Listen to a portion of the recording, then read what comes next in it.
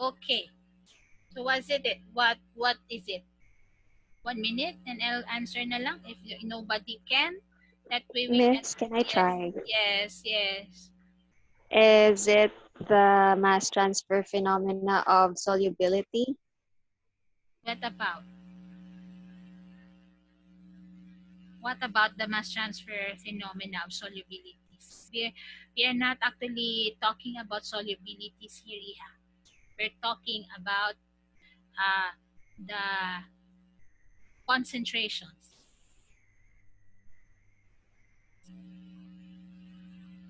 Anybody? Never mind. Never mind. Oh, anybody? What was that? So Kat was saying that the amount of solution retained by the solids in the slurry is dependent on the concentration of that same solution.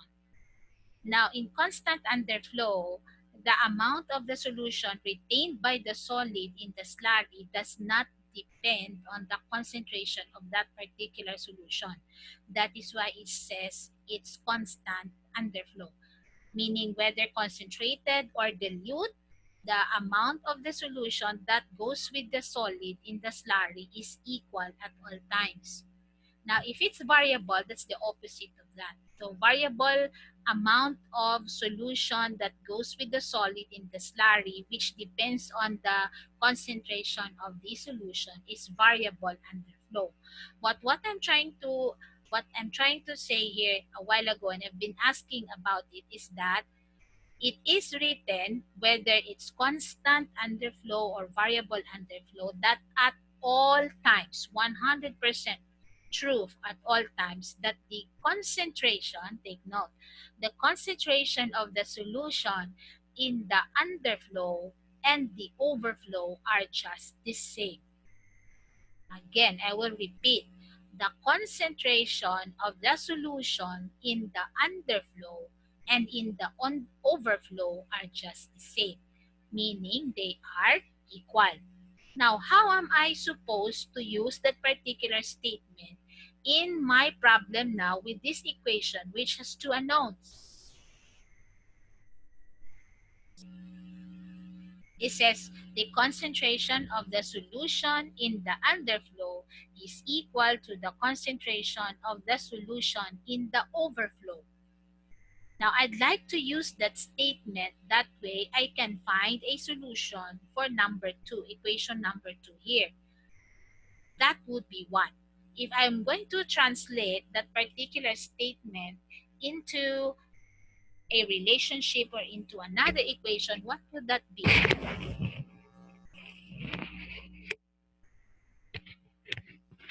What would that be?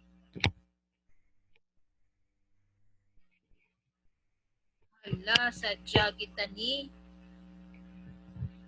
What would that be? Ato na, ginambal ko na. The concentration of the solution in the underflow is just equal to the concentration of the overflow.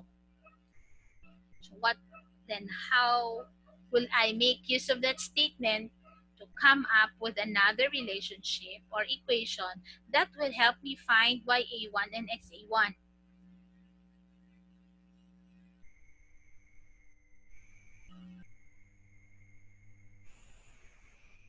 Hello? Am I disconnected? I'm not disconnected. What is that?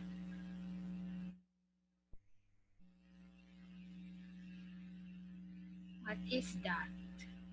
I only have 7 people now. Where are the rest of the people in the neighborhood? Ay, what is that? Would you like to try math? Based on the statement I said, what is that relationship or equation that I will set up? That way, I can find my unknown here. Unknowns, XA1 and YA1.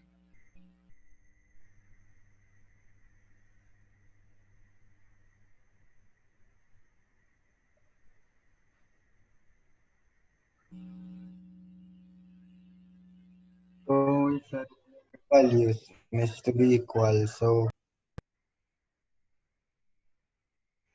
So, math. YA1 equals XA1, Miss. Very good. YA1 is equal to XA1. XA1 is the concentration of the overflow. YA1 is the concentration of the solution in the underflow. Whether we have constant underflow or variable underflow, these two are just the same. They're just equal. If you have forgotten this, or you cannot translate that particular statement into this, you won't be able to solve this problem. You will have to resort to drawing. That way you will understand na mula ni gali the same man lang gali sila kay kung sa graph diretso man lang gali. So if you're going to substitute now this relationship, you have XA1 plus 66.67 XA1 equal to 120 times 0.167. You will get an XA1 which is 0.167, which is also your YA1 which is 0.167.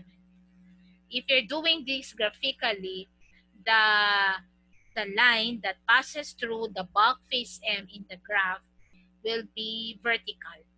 And since it's vertical, then the composition of all three, XAM, XA1, and YA1 are said to be equal. They will be really equal because of that particular scenario.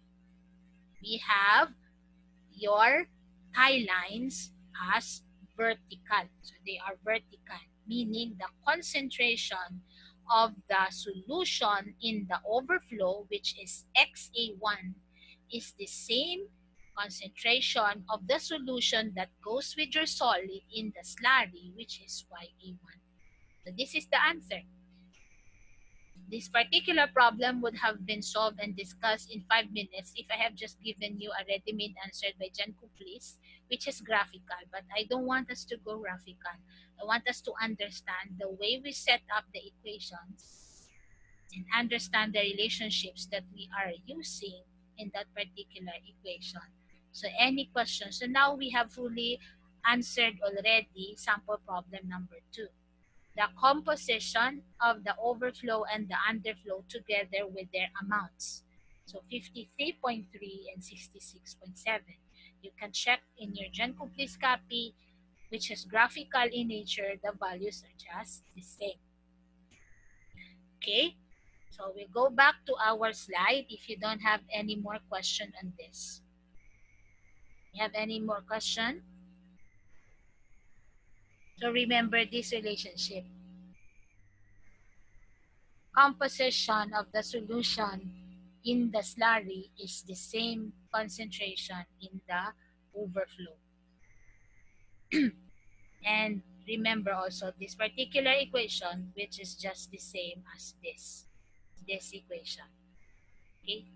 In leaching class material balance, naging siya miski doon mo pa na siya pila ka level or pila ka series of thickeners. We refer to the leaching equipments and thickeners we use. As long as we use the same material balance concept, understand it. We're just using material balance here. We don't have other formulas to use here. We don't use even other empirical equations for now. Okay, now I'll go to the slide. Share my slide. I hope that exercise is already clear. So now we go to the material balance. Sorry. Material balance for that particular scenario. So this is, as a review, our material balance equation. For a single stage leaching system. So this is the one that we use, the inert solid balance, in order for us to find the L1. When we already found L1, we go back to the overall material balance on A and C only and determine B1. Okay, so now we go to the multi-stage leaching. So when we speak of multi-stage leaching, it's just like you have a series of single-stage thickeners or leaching apparatus attached one adjacent to the other. So in this case, your feed that contains the solid will be processed from one stage to another until the recovery of the solute A is maximized here in the overflow. So if you're going to ask in this multi-stage leaching process, where is A to be recovered? A goes with the overflow. Your solute A that is leached out by your leaching solvent C, or it may have also other components with it, goes with the exit overflow. The inert solid, the solid that, shall I say, carries your solute A with it in matrix form, is in the underflow. So this is your underflow, this is your overflow. Okay, so just like in the case of multiple effect evaporation, you process your feed several times. That way, you maximize recovery. So in this case, we recover the maximum amount of A as much as possible by treating your feed not just in one thickener but in series of thickeners. So I have defined here the things that you need to know. So V is the mass of the overflow.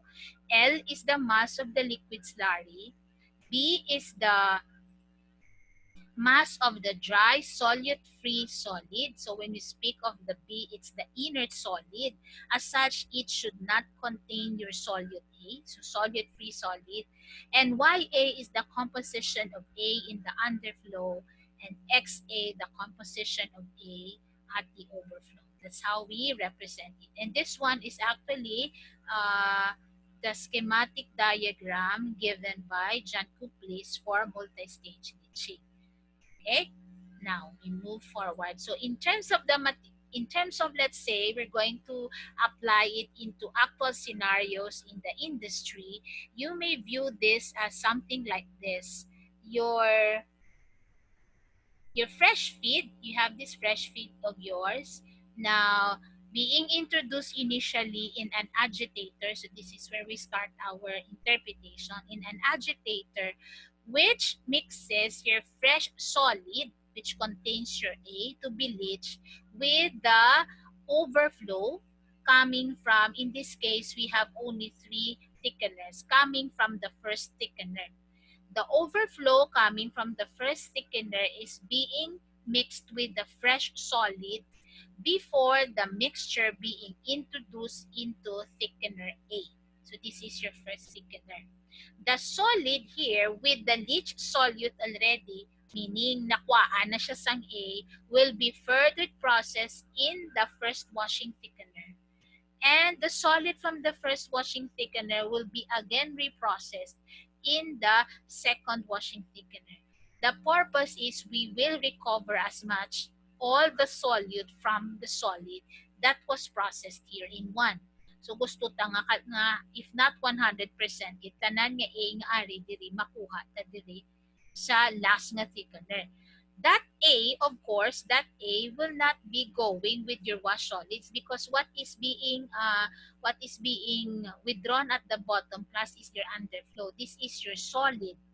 This is your solid, meaning it contains less and less amount of A from one thickener to the last. So this one has more A than this. This one has more A than this. So this particular part here has the least amount of solute A. Why? Di na nagkadto si A. Ato na to si A nag-upod sa fresh solvent. So you have a fresh solvent that enters your last thickener here. Its purpose is, of course, to wash off your solute A from solid, inert solid B. Kwaon mo si A sa inert solid B. So from here, it's again being used in the second thickener or in the first washing thickener, and then it goes to the first thickener. So the last stream here, which is 8, which is rather 7, is the one which contains the most amount or the greatest amount of solute A, which again being incorporated here in the fresh solid shall I say fresh solid agitator together with your fresh solvent with the A contained here. Now you see this stream A, you will ask what's the difference of this means from this one. Only a portion, class, only a portion of the last fresh, actually it's not fresh anymore, of the last solvent in the first thickener here is being mixed with the fresh solid. Majority of it is being withdrawn already as the final liquid product, which has the A. So after your leaching, class, there's still another separation process that will follow.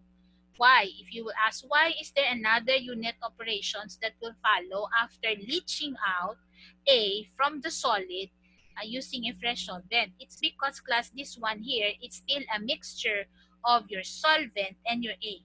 And if you want really to recover A, then you may use distillation or you may use liquid-liquid extraction. Now, this time to separate your solvent from solute A. So, your majority of the leaching processes does not end after you have already taken out your solute in the overflow. The overflow still needs to be reprocessed, either by distillation or by liquid-liquid extraction to really separate your solute from the solvent that took it out or that has a preference with it from your solid matrix. So this is your washing system, which is also multi-stage. Now, any question with this? Okay, Nan? So it's an example actually of a multi-stage leaching system. I have here a problem, and this problem is not found. It's not found in John Kuplin's. It's not found in McCabe. Where is this found? I literally made use of this because I want us to approach leaching very differently than my previous classes before. No matter how long and tedious the procedure is, as long as we don't do it graphically, then we will do it. This one is taken from Colson. So if you are fond of downloading from the internet PDF copies of Colson's volumes in unit operations, if I'm not mistaken, this is volume 6. You will have a process of leaching in one of the unit operation processes there. Okay, what do we have here? By the way, this problem is solved purely 100% analytical. We don't, Colson did not use any graphical approach in here. Even in the problems wherein you need to determine the number of stages, there's no graphical approach that is being used. So I will just read this problem because I will let you do something later on the remaining time of our class, knowing that you don't have any asynchronous time on Thursday because it's your me time. It's your time from tomorrow until Friday. We don't have classes. So I leave this to you to think, or you can study this because I want you to do something also. Not that you will simply have to always wait for your teachers to give you the answer. Anyway, it has a solution. I will just read what we have here. You're given caustic soda, which is manufactured by the lime soda process. So in part, class, this problem uses your CPI. So it is in itself a hybrid problem. That is why our board exam problems are, our board examiners are fond of taking problems from Colson or from other books because the problems themselves or the way the problems are written is already hybrid in nature. This problem cannot be solved purely using unit operations. It will require you to write down the reaction in the formation of caustic soda using the lime soda process, and that's also discussed in your CPI. But nonetheless, if you have a copy of Colson already, the equation is already given. So caustic soda, that's your sodium hydroxide, is manufactured by the lime soda process. You have lime as calcium hydroxide, and it's being reacted with your sodium carbonate. So a solution of sodium carbonate in water, meaning this is aqueous sodium carbonate in water containing 0.25 kilograms per second of sodium carbonate, is treated with a theoretical requirement of lime. So amo na siya ang explanation sa sinang statement. Sodium carbonate is treated with lime, and after a reaction is complete, you have the sludge. Your sludge, as the term sludge, is of course solid in form.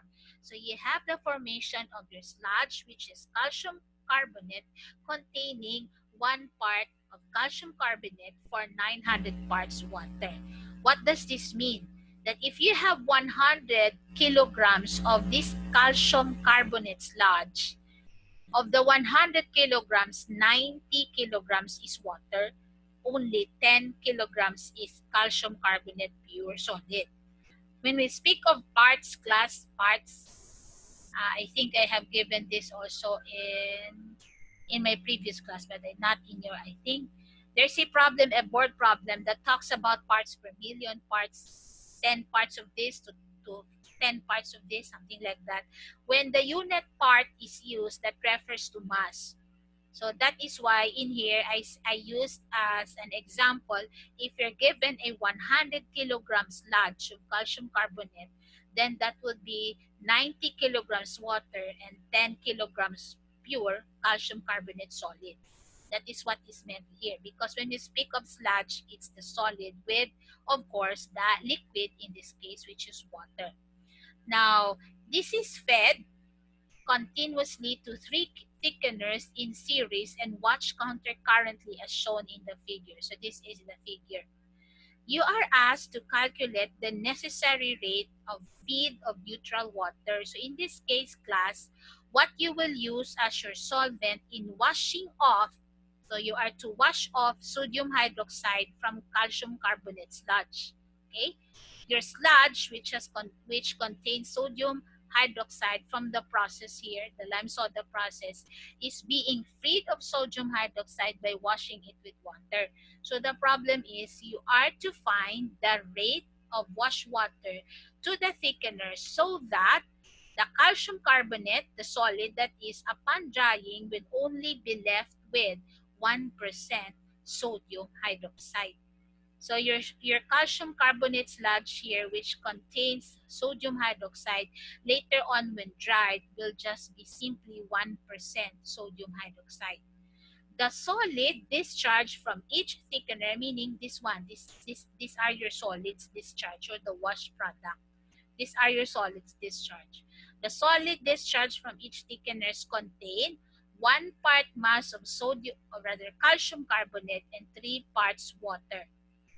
So again, 1 part calcium carbonate, 3 parts water. So if I have here a 100 kilogram solid wash product, that would be 75 kilograms water, 25 kilograms calcium carbonate. That would be for my underflow. In this case, that's my underflow, my solid byproduct. The concentrated wash liquid, amo na ni siya class. Kaya amo ni siyang imo-wash water mo, so diin siya ma-concentrated, diri na sa punta. So the concentrated wash liquid is mixed with the contents of the agitator. This is the agitator before being fed again to the first thickener. So this is your first thickener. Just like in the previous example that I have shown you. So the concentrated wash solvent, washing water, which is your solvent, is introduced into this agitator, which will again process a new solution which you need to wash off the sodium hydroxide. The purpose, bala class, of this, putting your solid calcium carbonate sludge in this series of thickeners is for you to recover as much as possible all the sodium hydroxide. Because your goal is you will manufacture sodium hydroxide, your caustic soda. But in the process, some of that sodium hydroxide goes in your sludge. Ang imo solid, bala nga may dala nga liquid. So, ara na da siya naupot. So, kinahanglan i-wash off na siya. Amo na nga gina-leach out siya diri. It's being leached out using wash water. So, your assignment would be, using Colson, you are to be shall I say, prepared next Tuesday, because I think Monday we don't have class, but Tuesday we have. You are to be prepared next Tuesday for an oral recitation, a graded oral recitation, and post it in Canvas on this particular problem, on how is this to be solved. The solution is in Colson. All you have to do is find it in the internet. It's there. The purpose of this is for you to study. You will have also something on your end to study rather than, as I've said, wait for the ready-made solution already. So that's it. After this, after we have done with this exercise, I will discuss another problem by Colson that theoretically, analytically determines the number of stages. And that's it. That would be the end topic for midterm.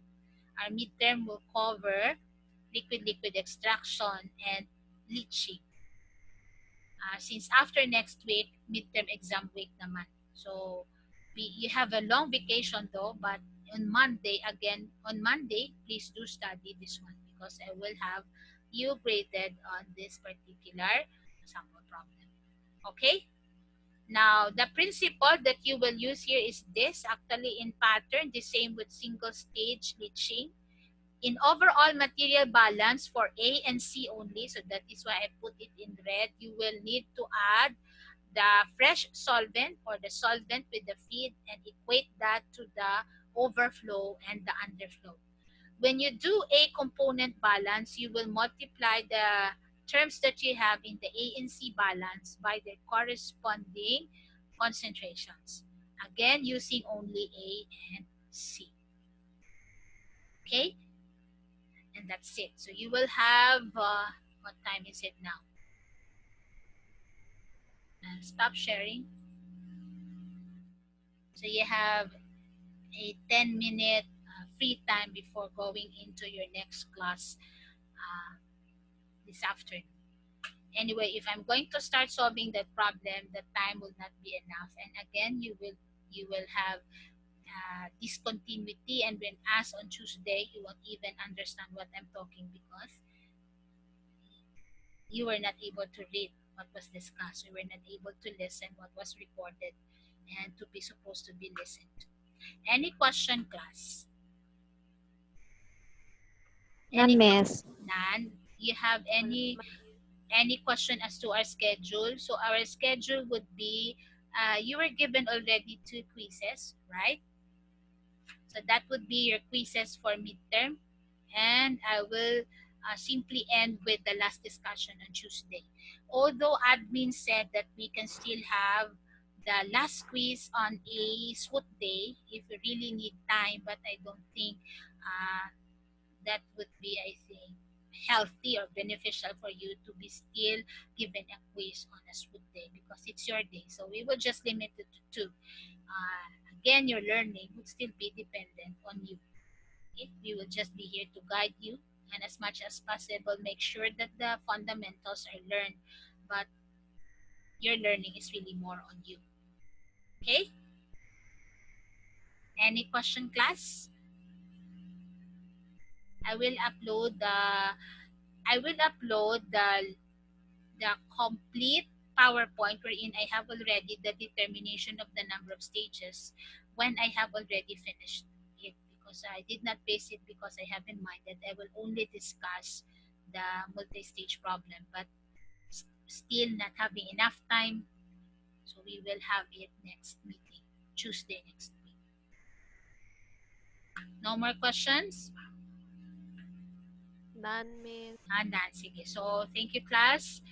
There's only 5 of you here. I don't know where are the rest of the people in the neighborhood. 1, 2, 3, 4, 5. There's only 5 of you. So, I will hear you again on Tuesday. I will post in Canvas the announcement that you will have graded recitation on this problem. Same thing on the GC. Bye, class. Bye, Bye, Miss. Miss. Bye, bye.